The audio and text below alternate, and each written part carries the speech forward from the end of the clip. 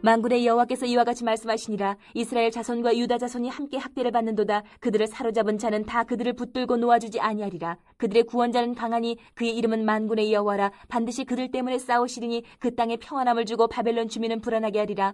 여호와의 말씀이니라. 칼이 갈대아인의 위에와 바벨론 주민의 위에와 그 고관들과 지혜로운 자의 위에 떨어지리라. 칼이 자랑하는 자 위에 떨어지리니 그들이 어리석게 될 것이며, 칼이 용사의 위에 떨어지리니 그들이 놀랄 것이며, 칼이 그들의 말들과 병거들과 그들 중에 있는 여러 민족의 위에 떨어지리니 그들이 여인들같이 될 것이며, 칼이 보물 위에 떨어지리니 그것이 약탈되리라. 가뭄이 물 위에 내려 그것을 말리리니 이는 그 땅이 조각한 신상의 땅이요 그들은 무서운 것을 보고 실성하였음이니라. 그러므로 사막의 들짐승이 승냥이와 함께 거기에 살겠고 타조도 그 가운데에 살 것이요 영원히 주민이 없으며 대대에 살 자가 없으리라. 여호와의 말씀이니라. 하나님께서 소돔과 고모라와 그 이웃 성읍들을 뒤엎었듯이 거기에 사는 사람이 없게 하며 그 가운데 머물러 사는 사람이 아무도 없게 하시리라. 보라, 한 민족이 북쪽에서 오고 큰 나라와 여러 왕이 충동을 받아 땅끝에서 일어나리니 그들은 활과 투창을 가진 자라. 잔인하여 불쌍히 여기지 아니하며 그들의 목소리는 바다가 설레임 같도다. 딸 바벨로나, 그들이 말을 타고 무사같이 각기 내 앞에서 대열을 갖추었도다. 바벨론의 왕이 그 소문을 듣고 손이 약하여지며 고통에 사로잡혀 해산하는 여인처럼 진통하는도다. 보라, 사자가 요단의 깊은 숲에서 나타나듯이 그가 와서 견고한 처소를 칠 것이라. 내가 즉시 그들을 거기에서 쫓아내고 택한 자를 내가 그 자리에 세우리니 나와 같은 자 누구며 출두하라고 나에게 명령할 자가 누구며 내 앞에 설 목자가 누구냐. 그런즉 바벨론에 대한 여호와의 계획과 갈대아 사람의 땅에 대하여 품은 여호와의 생각을 들으라. 양떼의 어린 것들을 그들이 반드시 끌어가고 그들의 초장을 황폐하게 하리니 바벨론이 약탈당하는 소리에 땅이 진동하며 그 부르짖음이 나라들 가운데 들리리라 하시도다. 우리 이 삶에는 우리 마음이 굉장히 중요합니다. 이 마음이 우리가 내 마음의 보좌에 예수님이 왕으로 계시는가, 아니면 내 마음의 보좌에 다른 어떤 것들이 있는가. 만약에 예를 들어서 우상이 있다면은 그 우상은 우상과 영적으로 내가 연결이 되어지려고 하겠지만 거기서 얻어지는 것은 아무것도 없을 겁니다. 내 삶의 우상이 아니라 단지 그냥 어떤 감정들에 의해서만 지배를 받는 사람이면 또 그것으로 인하여서도 아무것도 얻을 수 없을 겁니다. 그런데 이렇게 쉬운 얘기는 아닙니다. 오늘 이 말씀의 배경이 되는 이 부분도 보면은 이 말씀의 예언을 믿느냐 안 믿느냐의 문제지, 이 말씀을 붙들고 가느냐 안 하느냐. 그래서 내 삶이 하나님의 말씀을 붙드는 삶이 될 수 있기를 바랍니다. 하나님의 말씀을 붙들고 하나님 앞에 의지하며 나아가는 사람, 바로 하나님께 도움을 잘 요청하는 사람이에요. 어려움 속에서. 제가 제 아이를 보면서 느끼는 거는, 이제 제일 먼저 가르친 거기도 합니다. 말을 가르칠 때 도와주세요 하고 가르쳐 줬어요. 처음에는 그냥 이거 하고 이렇게 얘기를 했었는데, 이것만 해도 사실은 되잖아요. 그건 말 가르치려고 한 거니까. 이거라고 얘기를 하든 울든 뭘 하든 다 같은 말입니다. 아빠 도와주세요 이거예요. 우리 태희도 가끔가다 막 놀다가 발이 어디 끼어요. 그러면은 울다가 도와주세요 했다가 뭐 소리를 질렀다 그래요. 그럼 그 얘기를 듣고 아빠는 어떻게 합니까? 가서 도와주죠. 아이들이 경험하게 되는 그런 어떤 도저히 내가 이거는 감당할 수 없어 할 것들은 다 어른들이 해줄 수 있는 것들이에요. 그렇죠? 근데 이제 나이를 먹고 계속 이제 사회 속에 이제 내가 들어와 살다 보면은 아무도 도울 수 없을 것 같은 일들이 너무 많지 않습니까? 근데 여전히 우리가 까먹고 있는 게 있어요. 우리가 그냥 거의 아버지라는 말을 기도할 때 얼마나 많이 할까요? 어떤 분들은 거의 대표 기도할 때 쓰지 않고 하는 기도 하시는 분들은 아버지 하나님, 아버지 하나님, 아버지 하나님 이러면서 얘기를 해요. 그럴 정도로 하나님이 아버지라는 말을 그렇게 많이 하면서도 자기에게 도울 분이 계시다는 사실을 잃어버리는 것 같아요. 여러분, 우리는 그렇게 잃어버리는 자가 되지 않기를 바랍니다. 이 말씀을 통해서 내 도우실 하나님, 나를 도우실 그 영광의 하나님, 그 하나님이 나와 함께 하시니 내가 주님께 기도하며 내 삶을 담대히 나가겠습니다. 할렐루야. 이렇게 붙들고 가시길 바랍니다. 오늘 문제는 바로 33절입니다. 이 33절이 굉장히 우리의 삶과 연결이 되어지는 말씀이에요. 한번 읽어볼까요? 시작. 만군의 여호와께서 이와 같이 말씀하시니라. 이스라엘 자손과 유다 자손이 함께 학대를 받는도다. 그들을 사로잡는 자는 다 그들을 붙들고 놓아주지 않는다 이거예요. 놓아주지 않는다. 하나님은 이스라엘이 나쁜 것들, 니네들 유다인들은 내 사랑하는 아들이고 이스라엘 너희들은 사랑하지 않는 아들이야. 그러지 않습니다. 하나님에겐 다 하나님의 백성이에요. 예전에 북한 선교하시던 분도 그런 얘기를 하시더라고요. 하나님께서 우리나라를 볼 때 남한만 볼까요? 북한과 남한 다 볼까요? 그렇게 얘기하셨을 때 제가 생각도 못한 생각을 했어요. 맞아. 하나님이 처음 여기 복음이 들어오게 했을 때 북한과 남한 모두 다 하나님이 기뻐 받으셨던 바로 영적 하나의 공동체 아니겠습니까? 우리가 늘 잊어버렸던 것이 다 이스라엘이었는데 하나님이 이스라엘에 학대받고 고난받는 것을 다 듣고 계십니다. 근데 문제는 뭐냐면 하나님이 다시 돌아오게 하겠다고 약속했단 말이에요. 고난받고 나면 다시 돌아오게 해주시겠다고 약속을 했는데 이 바벨론이 그럴 마음이 없는 거예요. 아수르도 그럴 마음이 없고 바벨론도 그럴 마음이 없어요. 이스라엘을 또 유다를 다시 돌려보내줄 마음이 없는 이유는 그들이 아주 중요한 싼 노동력인데 그들을 어떻게 내보내겠습니까? 다시 고향 땅으로 가세요 할 왕이 어디 있겠습니까? 돌려보내줄 마음이 없어요. 당연히 그럴 때에는 암담하고 소망이 없죠. 누구에게 이 고난을 부탁을 하겠습니까? 하나님께서 이 일을 도와주실 것인가? 그래 몇 번 기도해 봤더니 한두 번 기도해 봤더니 들어주시지도 않고 하나님이 진짜 전능하신가? 진짜 전지하신가? 나를 알기나 하시는가? 우리가 생각하는 것처럼 이 이스라엘 백성이나 유다도 마찬가지고 사실 이 문제는 놀랍게도 창세기, 출애굽기, 레위기, 민수기, 신명기에서도 나왔던 문제예요. 이집트에서 이스라엘 백성들이 탈출하려고 할 때 그들은 나올 수가 없었습니다. 왜냐하면 이집트의 바로가 보낼 마음이 없었습니다. 하나님께서 말씀을 주셨어요. 아무리 바벨론의 왕에게 예언자가 가서 모세가 가서 얘기하듯이 우리 백성을 다 보내주세요. 이제 기한이 찼습니다. 하나님이 70년 만에 보내주신다고 했으니까 제발 좀 이제 돌려보내주세요. 바로도 보내지 않았는데 이 바벨론 제국의 왕이 보내주겠습니까? 넌 뭐야 하고 끝장이 나겠죠. 가서 엄두도 못 낼 겁니다. 그런데 오늘 35절부터 38절 말씀의 예언은 이렇게 돼 있어요. 한번 35절 말씀만 읽어봅시다. 시작. 죄송합니다. 34절 말씀입니다. 34절 말씀. 시작. 그들의 구원자는 강하니 그의 이름은 만군의 여호와라. 반드시 그들 때문에 싸우시리니 그 땅에 평안함을 주고 바벨론 주민은 불안하게 하리라. 아멘. 이 사실을 믿으라는 거예요. 예레미야서의 이 말씀. 몇 명이나 믿었을지는 모르겠습니다. 그런데 이 말씀을 믿어라. 그들이 보내주지 않은 거지만 그들의 구원자는 강하다. 이스라엘과 유다의 구원자는 강하니 만군의 여호와라. 할렐루야. 여러분 이제 기도하실 때 많은 문제가 닥치고 어려움이 닥칠 때 하나님의 이름을 부를 때 이렇게 또 불러보십시오. 아버지 하나님만 하지 마시고 만군의 하나님도 한번 해보세요. 모든 군대에 그 모든 것 군대 위에 계시는 그 하나님, 내 모든 문제 위에 계시는 그 하나님, 만군의 하나님, 그분이 반드시 도와주시리라 그랬습니다. 어떻게 구원을 일으키실 겁니까? 그러면 갑자기 하늘에서 불이 내려올 겁니까?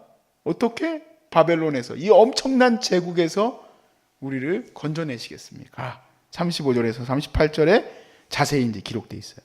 여호와의 말씀이니라. 칼이 갈대아인의 위에와 바벨론 주민의 위에와 그 고관들과 지혜로운 자의 위에 떨어지라. 칼이 자랑하는 자의 위에 떨어지리니 그들이 어리석게 될 것이며 칼이 용사의 위에 떨어지니 그들이 놀랄 것이며 칼이 그들의 말들과 병거들과 그들 중에 있는 여러 민족 위에 떨어지리니 그들이 여인들같이 될 것이며 칼이 보물 위에 떨어지리니 그것이 약탈되리라. 가뭄이 물 위에 내리어 그것을 말리리니 이는 그 땅이 조각한 신상의 땅이요 그들은 무서운 것을 보고 실성하였음이니라. 아멘. 여러분 이 말씀은 바벨론이 유대에 행한 극렬한 만행을 반복하고 있는 겁니다. 유대의 모든 백성들에게 칼로 그들을 멸절시켰었던 그 멸망시켰었던 이 바벨론이 성전의 기물들도 전부 약탈해 갔죠. 그와 같이 성전의 기물은 뭐겠습니까? 그 이스라엘 백성들에게는 전략적으로나 지형적으로나 딱 중심에 있습니다. 그러니까 모든 게 털린 다음에야 이제 뺏겨가는 것처럼 고대 시대의 신전들은 모든 도시의 중앙에 있기 때문에 모든 것이 다 약탈되어져서 들어가는 마지막 최고의 보물들은 다 신전에 있었죠. 그것을 다 빼앗기게 되리라 라고 얘기를 합니다. 어떻게 해야지 이 칼이 나타날 것인가? 여러분 상상할 수 없는 일입니다. 바벨론보다 더 센 것들이 나타나야 되는데 이미 북쪽의 최강자 아닙니까? 메소포타미아의 최강자 이 바벨론을 누가 뒤엎을 수 있겠는가? 그러므로 이 말씀을 믿고 그렇게 기도하라는 거예요. 하나님이 하실 겁니다. 나는 그런 걸 내가 어떻게 바벨론을 없앨 수 있겠습니까? 내가 무슨 힘으로 나의 삶에 이 문제를 해결할 수 있겠습니까? 그러니까 하나님의 지혜를 믿으라는 거예요. 하나님의 지혜, 하나님의 방법, 하나님의 계획을 믿으라는 겁니다. 제가 예전에 대학을 처음 갔을 때 제가 살던 곳이 7호선이 만들어졌던 노원구의 중계동에 살았습니다.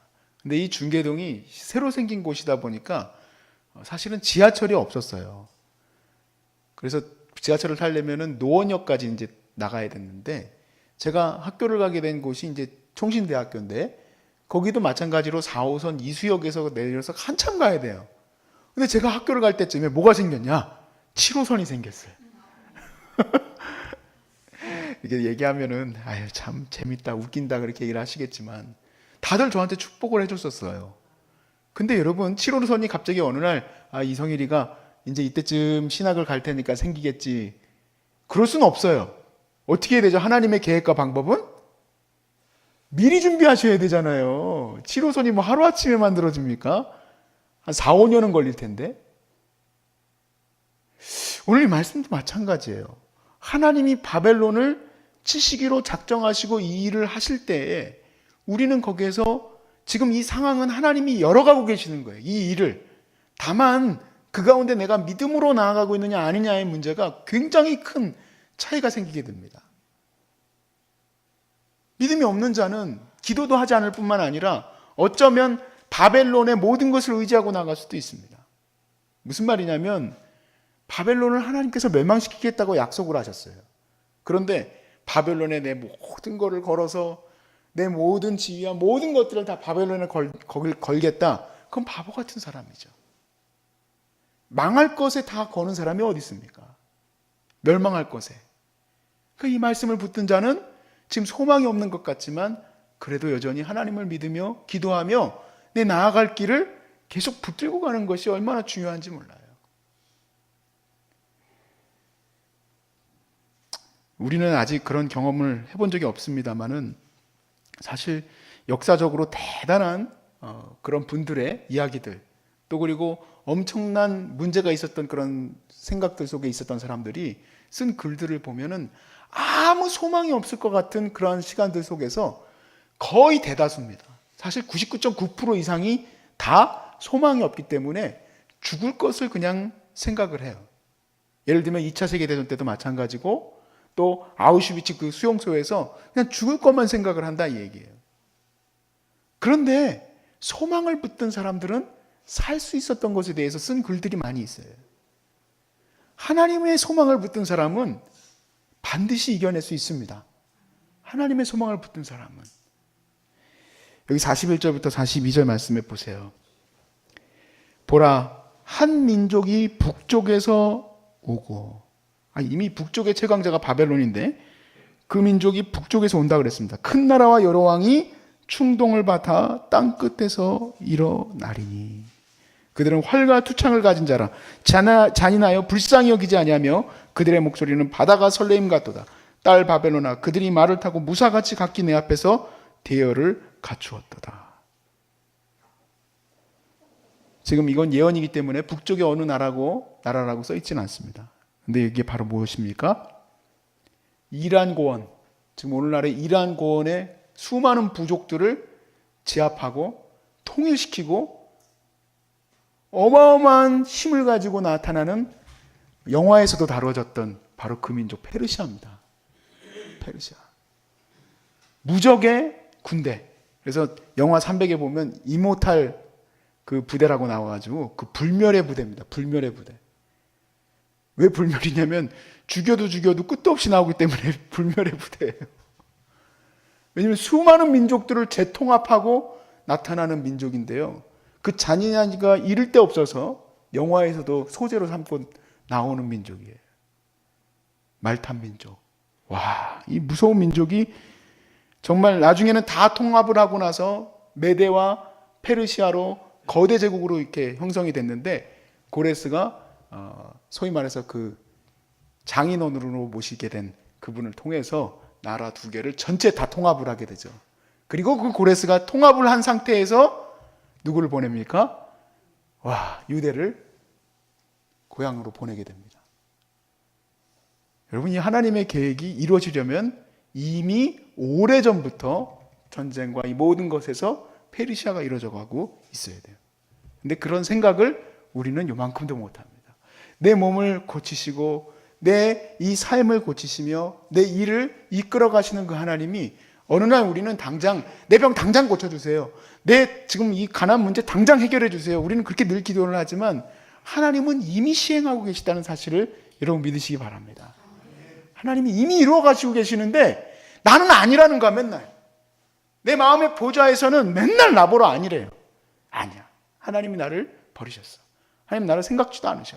나를 기억도 않으셔. 이렇게 생각을 해요. 아닙니다. 하나님은 이미 만세전에 예비하신 일들로 역사하고 계세요. 제가 한 가지 예만 들어볼게요. 여기서 많은 분들이 이제 병이 낫고 나가시기도 하시고 그랬었습니다. 그럴 때 꼭 얘기하는 것 중에 하나가 물도 있죠. 물. 저희 물 얘기하잖아요. 제가 어제도 상담하러 오신 분들한테 그런 얘기를 했어요. 지금 우리가 먹고 있는 이 물은 하나님이 창조하신 때에서부터 지금까지 처음으로 우리가 빨대 꽂아놓고 먹고 있습니다. 그랬어요. 사실이 제가 웃으려고 얘기한 게 아니고, 아무도 그 누구도 이곳에 물이 있을 것으로 생각하지 못했는데 여러분을 위해서 하나님이 준비하시고 알려주시고 여기를 딱 선점하셨다가 허락하신 거 아닙니까? 이제 가서 빨대 꽂아라 해서 100m가 넘는 빨대를 꽂아가지고 한 120m 꽂아야 됩니다. 하루에 15톤이 넘는 물이 그냥 물 이거 안 잠가 놓으면 콸콸콸콸 쏟아지는 그런 엄청난 역사의 현장에 여러분이 와 계실 때 하나님, 내가 왜 이런 병이 들었습니까? 내가 왜 이렇게 어려워졌습니까? 우리는 그런 마음을 주는 그 사단이 내 마음의 보좌에 있는 거예요. 하나님은 자기의 백성을 사랑하십니다. 자기 자녀를 사랑하세요. 생각지도 않으신다. 아니에요. 이 말씀이 이루어지는 것은 오래전부터 하나님의 이 모든 계획들이 정말 하나님이시기 때문에 할 수 있는 것들이에요. 그리고 이것은 다니엘서에도 나오지 않습니까? 느부갓네살 왕이 꿈꿀 때에 이미 하나님이 다니엘을 통해서 알게 해주셨습니다. 바벨론은 무너질 거고 그 다음에는 페르시아가, 그 다음에는 헬라가, 그 다음에는 로마가, 그리고 그리스도의 나라가 이 모든 우상을 제하여 버릴 것이다라는 놀라운 역사에 그 모든 역사를 주관하시는 분이 바로 여호와 하나님, 만군의 여호와. 나는 나다. 나는 스스로 있는 자다. I am who I am. 어떻게 그렇게 얘기할 수 있습니까? 바로 그분이 여호와이시기 때문에 그래요. 근데 그 여호와 하나님 앞에서 나는 자녀인데 그걸 깨닫지 못하여 하나님은 안 하시네. 하나님은 왜 이렇게 하시는지 나는 알지 못하겠다. 다른 이들에게는 참 좋으신 하나님인데 나한테만 안 좋으신 하나님이다. 이렇게 생각한다 이 얘기입니다. 오늘 마지막 절에 44절부터 46절에 이렇게 써 있습니다. 보라, 사자가 요단의 깊은 숲에서 나타나듯이 그가 와서 견고한 처소를 칠 것이라. 내가 즉시 그들을 거기서 쫓아내고, 즉시 쫓아냈습니다. 정말로. 택한 자를 내가 그 자리에 세우리니 나와 같은 자 누구며 출두하라고 나에게 명령할 자가 누구며 내 앞에 설 목자가 누구냐. 그런즉 바벨론에 대한 여호와의 계획과 그 계획은 오래전부터 이루어져야 됩니다. 갈대아 사람의 땅에 대하여 품은 여호와의 생각을 들으라. 양떼의 어린 것들을 그들이 반드시 끌고 가고 그들의 초장을 황폐하게 하리니 바벨론이 약탈당하는 소리에 땅이 진동하며 그 부르짖음이 나라들 가운데에 들리리라 하시도다. 아멘. 우리에게 하나님이 이렇게 귀한 말씀들을 주셨습니다. 이 말씀들을 우리 매일 아침 저녁으로 상고하고 심지어 아침에도 읽습니다. 읽으면 뭐합니까? 이 말씀이 내게 주인이 되어지지 않으면 그 말씀은 읽기만 하고 마는 거죠. 여러분 기도하실 때 이제 그렇게 선언하십시오. 하나님은 구원하십니다. 하나님은 만군의 여호와 하나님이십니다. 소망 없는 내 삶에 빛과 영광으로 임하신 하나님. 내가 아직도 주님의 영광을 저 구석에 있는 캐비넷에 넣어놓고 꺼내지 못하고 있다면 오늘 이 아침에 꺼내게 하여 주시옵시고 찬란하게 빛나는 빛으로 유다인을 구했던 것과 같이 또 이 세계의 열방에 있는 사람들을 구하신 것과 같이 저도 구하여 주실 줄로 믿습니다. 응답하실 줄로 믿습니다. 하고 감사하십시오. 왜냐하면 하나님이 일하시려면 이미 오래전부터 일하고 계셔야 되기 때문에 이미 오래전부터 일하셨어요. 여러분의 계획을 다 알고 계시고 하나님의 역사가 이미 이루어지고 있음을 믿으시기 바랍니다.